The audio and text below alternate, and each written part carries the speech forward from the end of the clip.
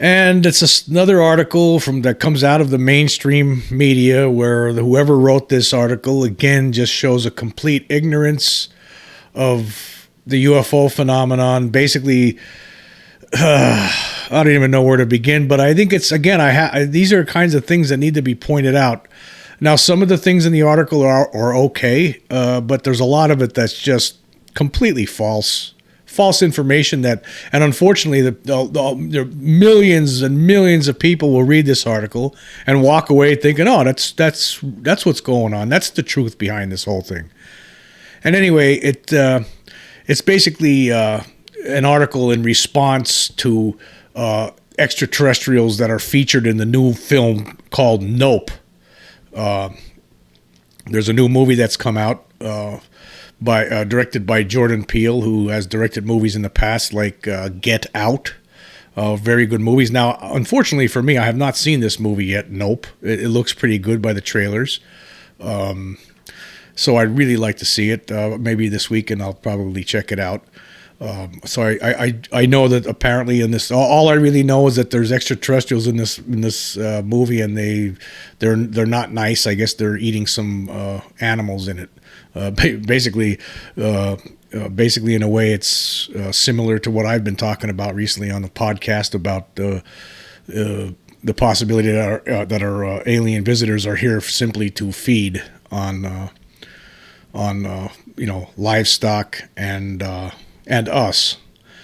Anyhow, the headline for this article, this is actually in SyFy, SyFy.com.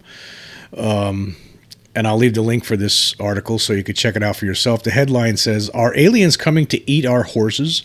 The science behind UFOs and Nope." Since making the switch from comedy to horror, Jordan Peele has been piloting a runaway train of instant classics, and his latest film, Nope, continues the trend. Nope largely leaves the realm of human monsters behind for something a little more alien. Although even then, Peele takes some creative liberties. His extraterrestrial creature isn't exactly little green men in flying saucers. We'll leave the details of the movie's revelations for the theater, but get your tickets before it's too late. Spoilers abound online. An extraterrestrial menace was a solid choice for his latest exploration of terror, as they've been tormenting the popular consciousness for decades, maybe longer, which causes even the most skeptical among us to wonder if we're being visited by alien tourists or if something else is going on. Belief in the possibility of extraterrestrial life goes back at least to the ancient Greeks. While the belief certainly wasn't popular, it resulted in the banishment of at least one philosopher. It was clear that some people were looking to the cosmos and wondering if other things not unlike ourselves might be out there. Despite what ancient aliens might have you believe, there's little, if any, evidence that aliens have visited our planet throughout history. Well, I don't know I don't know about that. I mean, I don't really, a lot of that stuff on ancient aliens, I do agree is nonsense. I mean, there's just a lot of speculation. We really don't know. But there have been reports throughout that were written down in ancient times, and during the time of the Romans, where actually they had seen many witnesses had seen what they thought were shields in the sky, bright shields. I've read many different things about that. So I don't know if this person, the writer of this article, by the way, is Cassidy Ward.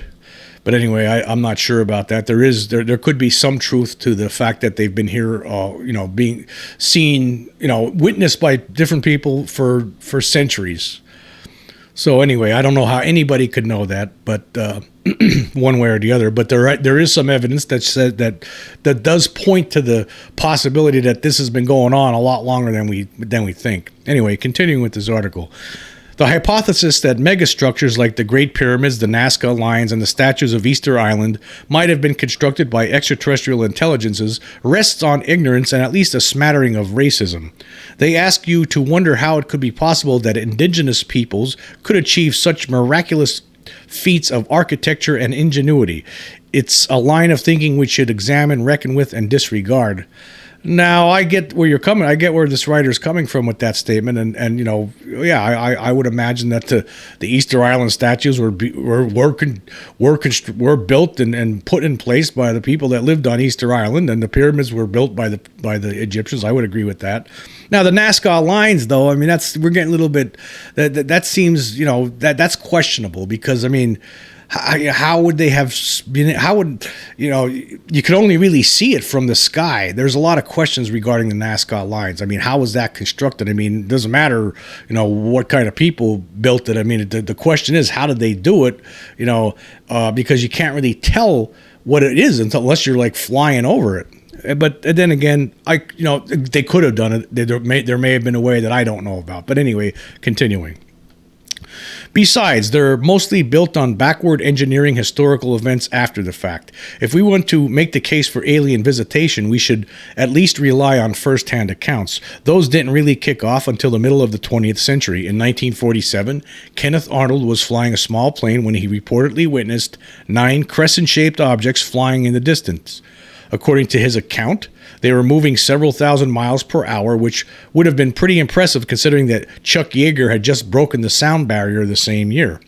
More importantly, for the history of UFO sightings, Arnold described their movements as similar to saucers skipping over water.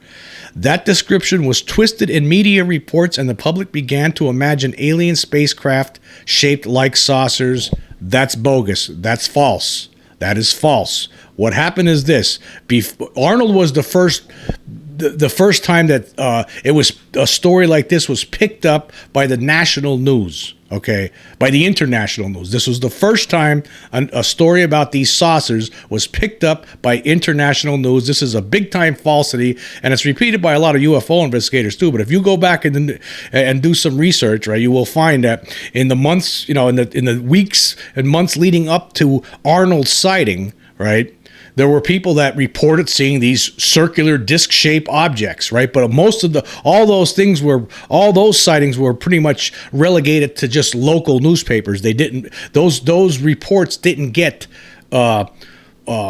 circulated in the national news, let alone international news. Okay, so and why the reason why Kenneth Arnold's sighting was because this is an experienced guy who's been flying around for a while and knows what he's doing, right? And you know, could be trusted. So that's why it became international news. So the reporter, whoever wrote this, okay, yes, Arnold stated that the saucers, they acted like they were, you know, if you threw a saucer over water and it skipped, yes, and they were crescent shaped. And then, but somebody reported it in the news. The reporter, whoever it was, said, yeah, they were flying saucers. And that was a fine description, because leading up to that reporter, I'm certain, had to be aware of the other reports that were getting reported on a local level about saucer-shaped, disc-shaped objects. So that's how that came about. There's a big misunderstanding about that, and a lot of debunkers like to point to that and say, see, when it's totally bogus. Anyway,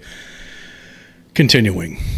As far as we can tell, that's where the popular image of UFOs comes from. Either aliens take their design cues from us, or something else is happening. Again, like, this is total nonsense. This person does not realize that what they're stating is not true. The phenomenon might have died there if not for the famed incident in Roswell, New Mexico, which happened later the same year. Again, this is totally bogus. The Roswell incident was a blip on the radar, not even half a blip on the radar. It was forgotten immediately. Nobody talked about Roswell the day after it happened. The only people who were concerned about Roswell at the time were people within the Pentagon, right, who didn't tell anybody, and the people in Roswell and some of the military personnel and other people around Roswell who were told to keep their mouths shut, or they'll be picking their bones out of the desert. So Roswell wasn't even half a blip on the radar as far as the national news or international news was concerned. So again, a lot of these writers of today have no idea what they're talking about. It wasn't until over 30 years later, when Roswell became big again, actually became something, when Jesse Marcel, the top intelligence officer stationed at the Roswell Army Air Force Base in Roswell, came out in 1978 and stated that what they found there was not weather balloon material. He said it was something that it was not of this earth, and it could not have been. That's what he said. among other things. But again, these people who were writing these articles act like, Roswell was a thing since 1947. No, it wasn't. The opposite. Anyway, let's continue. And again, this ain't the first time I've talked about these kind of articles, right? It's not the first time. And here we are again. You got to keep talking about it. But again, just think about all the millions of eyeballs that are reading this, all the young people out there reading this, and they're going to get this idea in their head that this is fact, and it's not. It's false. It's very maddening. Anyway, it continues. The phenomenon might have died there if not for the famed incident in Roswell, New Mexico, which happened later the same year. Since then, countless UFO sightings have occurred, and the idea has become so entrenched in the popular consciousness that any time we see something unusual in the sky, it's likely that aliens are among your first thoughts. Well, let me tell you something, Cassidy. Okay, let me just throw something out there. I saw one of these objects, right? And nobody's gonna tell me I'm crazy. I saw one of these things. Somebody else was there in 1994. These things are real, and but I'm gonna tell you right now, if you were to see one up close like I did, you would understand in a split second that these things are not made by humankind. They do not operate like anything that's made by humankind at all. Arnold was an experienced pilot and offered himself up to authorities for investigation after his reported sighting. After an interview, the Army report indicated that Arnold's character and belief in his account weren't in question, only his conclusion. What Arnold really saw that day has never been definitively solved, but a couple of possibilities have emerged. According to Live Science, oh God, Live Science. Here we go. They have to look at Live Science to get their information from. They have to go there from people who, for the most part, don't want to even look into this kind of stuff. Okay. So anyway, according to Live Science, it's possible that Arnold really did witness a grouping of extraterrestrial objects moving in formation. Only instead of being piloted by aliens, they were being controlled by physics. A meteor breaking up in the atmosphere could result in fragments falling at high speed and in formation, but that doesn't explain the strange movements Arnold claims to have seen. The more readily accepted explanation is that he misjudged the distance and was actually looking at a flock of birds that were much closer to him than he believed. Misjudging distance is easier than we like to think, especially when you're in the air. A viewer is lacking most of the references we're used to on the ground, and things can appear to be further away or moving much faster than they actually are. Again, this is total bogus, total nonsense. Again, trying to debunk something without any kind of proof. Right? Actually, no, just throwing something out there. Arnold was very clear in what he saw, and the guy wasn't a dummy. Okay, let's continue. Once we get to the events of Roswell, things get even more complicated owing to a then classified military instrument. The initial explanation from the United States military was that the fragments of a craft recovered at Roswell were pieces of a downed weather balloon. That explanation was touted for many years as a thin cover-up, and it turns out it was, in a manner of speaking. Official reports released by the Air Force in 1994 and again in 1997 revealed that the Roswell craft was actually a secret spying device intended for use over the Soviet Union.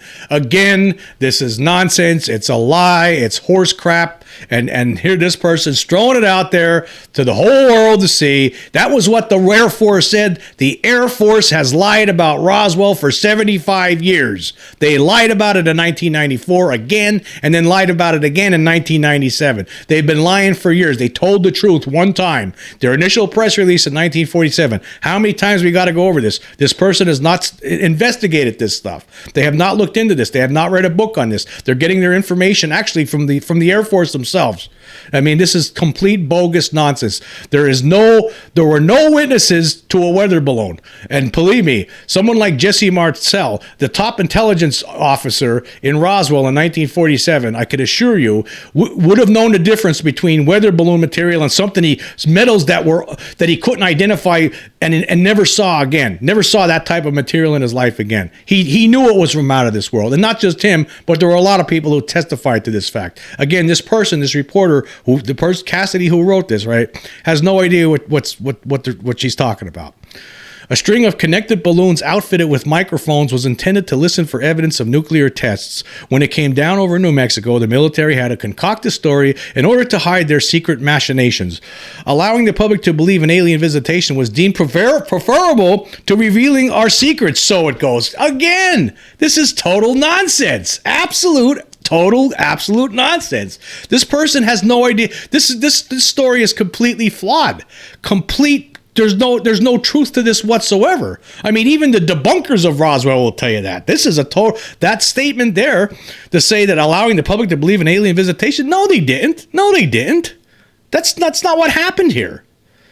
Unbelievable. No, they said it was a weather balloon, and so it stayed that way. No one thought twice about it for decades. Nobody even there was no UFO researchers after the fact that even looked into it for over 30 years until Jesse Marcel came out of the woodwork finally and said something. And then there were other people who followed. There were other military people who came forward who were part of the cover-up. There was a Major General Thomas DuBose who made a statement saying that the balloon stuff was a complete cover-up. The public relations officer Walter Haut, who was the one who sent out the initial press release in 1947, he signed an affidavit before he died that was open after his death that stated he actually saw the bodies of the aliens, and that the whole thing was a cover-up. But again, these people don't look into that. They don't bother to. They're just going by the official word, what the Air Force is telling them since 1997. They've been lying about this, all these years. But anyway, let's continue with this absolute garbage. When it came down over New Mexico, the military had to concoct a story in order to hide the secret machinations. Allowing the public to believe in alien visitation was deemed preferable to revealing our secrets, so it goes. Total nonsense. Other sightings are often explained away as errant glimpses of the planet Venus, because Venus is only intermittently visible, relatively low to the horizon, and the brightest object in the night sky. It has the makings of an unusually unsettling sight if you don't know what you're looking at. Recently, in June of 2021, the United States government released a report investigating 144 sightings of what they have reclassified as unidentified aerial phenomena. Of those 144 cases, 80 included observations with multiple sensors. Regardless of their origin or explanation, the government has deemed them a potential threat to planned flight activities and worthy of investigation. Only a small percentage of the target UAPs, 18 out of the 44, exhibited unusual flight characteristics. These included remaining stationary in the wind or flying against the wind, abrupt changes of direction, and moving at high speeds with an apparent means of propulsion. Even after the report, the majority of cases remained unexplained, and the diversity of their behaviors suggests that a single explanation may not exist. The report suggests 5 potential buckets for these phenomena, and if and when they are explained: airborne clutter, natural atmospheric phenomena, USG or U.S. industrial development programs, foreign adversary systems, and other. Right now, they pretty much all fall into that last bucket. There's a lot we don't know. While it's reasonable to be skeptical that UFOs are alien spacecraft, it might be unreasonable to say categorically that they are not. At least there is one thing he said that, Anyway, continuing. An unidentified object is just that, unidentified. It's perfectly fair to say that we don't know what something is, that it was unusual, and to investigate it honestly. In the meantime, we're not holding our breath for visitors from another world. God, no. They can't hold their breath for visitors from another world, I dare say. Gosh, no, that's crazy. Continuing. If and when they do show up, we hope they're not so weird about it and that they don't eat our horses or us. Well, let me just point something out there to you, Cassidy.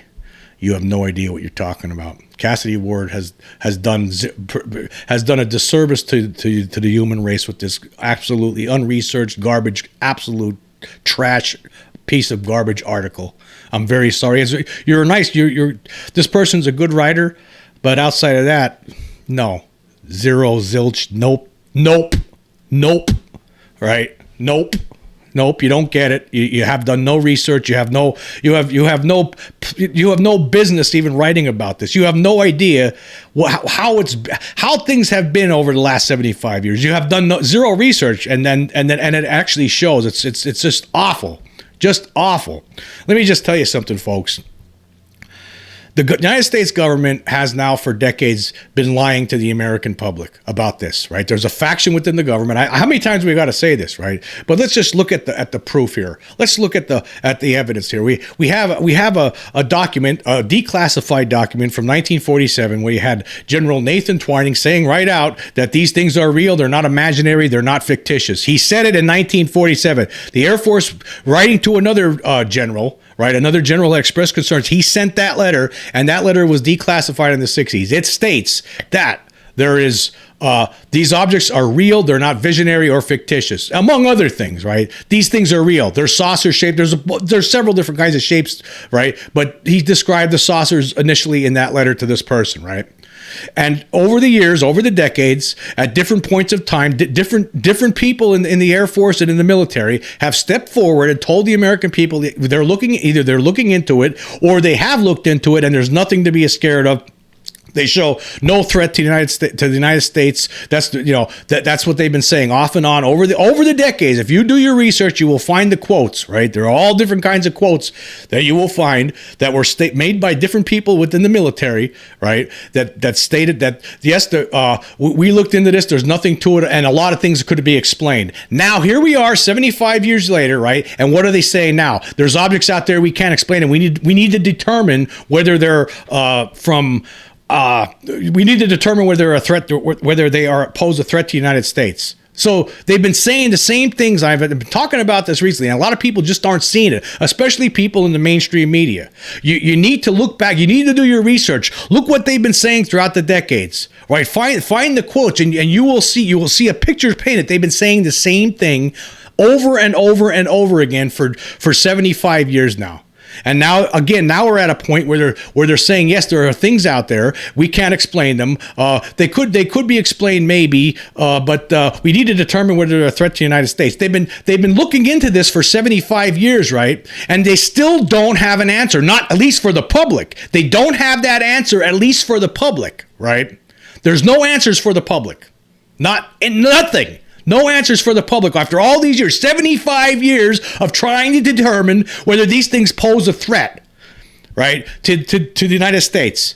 75 years of this, of trying to determine that, and there's still no answer, at least not publicly. That's because it's a cover-up, folks. There's a cover-up. There's a faction within the government, right? There is a faction within the government that knows for a fact that these things are coming from outer space, from other planets, and they're not telling us what they know. And instead, we're all left here to deal with nonsense like these kind of stories here that paint a false picture of the history of this whole thing. This is a complete this is phony news. This is fake. You want to talk about what fake news is? That was what I just read to you is fake news, sprinkled with a little truth here and there, right? So we're stuck with this kind of nonsense. We're stuck with the debunkers. We're stuck with all this nonsense because our history, the history of this whole thing is being suppressed by people within the government, probably Majestic 12. Who the hell knows what it's called these days? I don't know, right? And we have to deal with nonsense like this, and I feel like I'm compelled to respond, right? Now, I don't know how many people out there are going to hear this, right? I hope that more people start listening to this and start realizing that there's something here. I'm telling you right now, I've seen one of these things, and there's other people, tens of thousands, hundreds of thousands, millions of people have seen UFOs over the decades. I'm just so angry. I'm so angry that we have to keep combating this misinformation, disinformation on a regular basis.